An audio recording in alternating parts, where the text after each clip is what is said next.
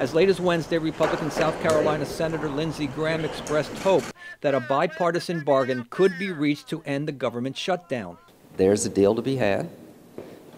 It's always been there. I think I've been boring y'all for about a month of how this movie ends. It's got to be wall plus something else. By Thursday, Graham admitted a legislative resolution was likely out of reach, and President Donald Trump may soon invoke emergency powers to build the wall on the U.S.-Mexican border without congressional approval. There's no pathway forward that I can see, so the president believes he has this power.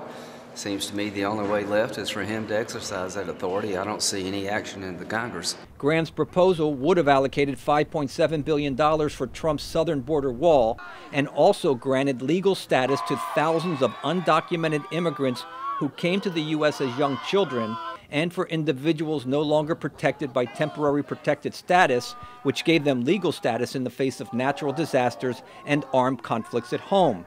Trump administration attempts to terminate and restrict both programs have been met by legal challenges, which may be taken up soon by the Supreme Court. Efforts last year to pass a bipartisan immigration compromise failed in the Senate.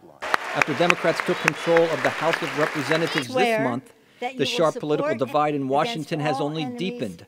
Many Democrats don't want to link support for legal status for young immigrants known as Dreamers, a position in public opinion polls many Americans support, to funding the border wall, which remains a highly controversial issue. It doesn't make any sense at all to trade something that absolutely can and should be done for good policy and moral reasons for something that absolutely should not be done for policy or moral reasons. And some hardline anti-immigration groups view the wall as more symbolic than essential to significantly restrict illegal immigration. A wall is not the most important enforcement procedure, and it's also not the thing we want most in terms of immigration reform. We have our military now on the border. Some Democrats believe the president doesn't want a deal and would rather keep immigration and border security as divisive issues to energize his core supporters in the 2020 election.